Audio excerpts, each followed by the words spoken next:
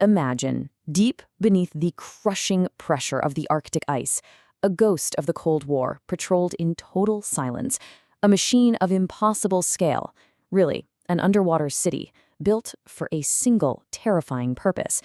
This is the story of the Typhoon class, the largest and, you could argue, the most powerful submarine ever created. So when I say the largest single weapon ever built by humanity, what pops into your head? Maybe a colossal battleship, a continent-spanning bomber. Well, the reality is a lot more subtle, and honestly, a lot more threatening. Because the largest weapon ever constructed wasn't designed to be seen at all. It was made to do one thing perfectly: vanish, becoming an invisible phantom just waiting beneath the waves. Okay, let's dive right in. We are talking about the Soviet Project 941 Akula, but you probably know it by its NATO reporting name, the Typhoon class. This thing was a true behemoth, born from the absolute peak of Cold War paranoia. The Typhoon was, put simply, the Soviet Union's definitive answer to America's very powerful Ohio-class submarines. Its mission was simple and absolutely chilling: hide under the polar ice cap and guarantee a devastating retaliatory strike. It was all about making sure that no first strike could ever go unanswered. To really wrap your head around the Typhoon, you have to first grasp its unbelievable size. I mean, the numbers are just staggering, and they completely rewrote the book on what was possible in submarine engineering. Let's just start with its weight. When it was fully submerged, a Typhoon-class submarine displaced a colossal 48,000 tons. That number alone makes it the heavyweight champion of the undersea world, and it's not even close. To put that in perspective, the American Ohio-class, a massive submarine in its own right, displaced just under 19,000 tons.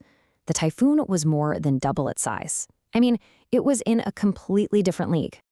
At 175 meters, it was nearly the length of 2 American football fields laid end to end. Its 23-meter beam made it wider than any submarine before or since. And that 48,000-ton displacement, that's about the same as a World War II battleship. Just incredible. Which, of course, brings us to the obvious question. How did Soviet engineers build something so enormous and still make it a viable, stealthy weapon? Well, the answer lies in a really radical departure from traditional submarine design. See, unlike most submarines that have a single main pressure hull, the Typhoon was built more like a massive underwater catamaran.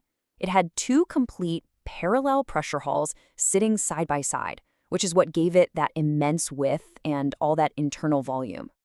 And get this, the design actually had 5 separate pressure hulls. You had the 2 main ones for the crew and reactors, a third one up top for the command post, and then 2 more for the torpedoes and steering. This incredible redundancy made the Typhoon exceptionally survivable. A catastrophic breach in one section wouldn't necessarily doom the whole boat. With all that space, the Typhoon was way more than just a war machine.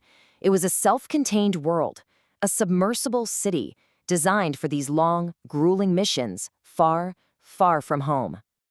Powering this beast took an absolutely immense amount of energy. The Typhoon basically had 2 hearts, a pair of OK-650 nuclear reactors, with one safely housed in each of the main hulls. Together, they generated enough power to push this 48,000-ton leviathan to an impressive 27 knots while submerged. And all that power gave it incredible endurance. The Typhoon was engineered to stay hidden for 120 days, sometimes even more, just prowling silently beneath the polar ice. And that was a key part of its mission, to remain a completely undetectable threat. Now, to keep the morale of the 160-person crew up during these long patrols, the designers included amenities that honestly sound like science fiction for a submarine.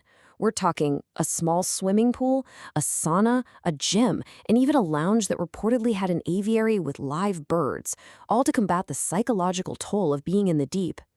But those comforts, they all existed for one reason: to keep the crew sharp for the submarine's ultimate mission.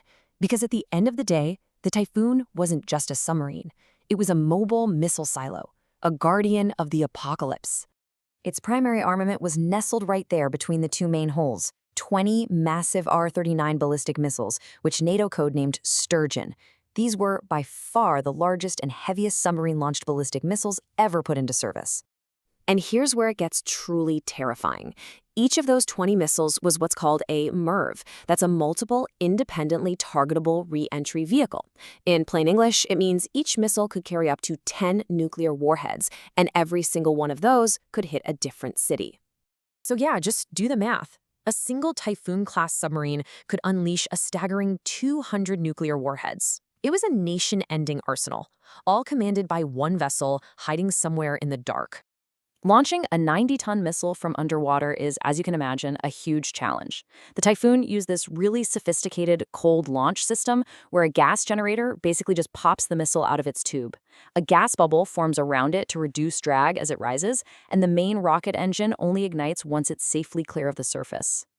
But these giants, they were born for a very specific conflict, the Cold War. And when that conflict finally ended, the world they were built for just vanished, and their immense cost became a completely unsustainable burden. Their story really traces a rapid rise and an equally rapid fall. The lead boat, the Dmitry Donskoy, entered service back in 1981, and in total, 6 were built. But with the end of the Cold War, these symbols of Soviet might were simply too expensive to maintain. And then, in 2023, the era officially came to a close with the decommissioning of the very last Typhoon. So even though they no longer patrol the Arctic depths, the Typhoon-class submarines cast a long, very imposing shadow over all of naval history and engineering. They really remain a symbol of an empire's ambition, an absolutely incredible engineering marvel born from that mutual fear that defined an entire era. Their very existence is just a stark testament to the technological extremes of the Cold War. So, what is its ultimate legacy? I mean, should we remember the Typhoon as this triumph of engineering, a machine that just pushed the boundaries of what was even possible? Or is it simply a terrifying monument to a conflict that, thankfully, never came to pass? It's a question worth thinking about. Hey, if you found this deep dive fascinating, make sure you like this and subscribe for more explainers, where we break down some of the world's most incredible topics. Thanks for watching.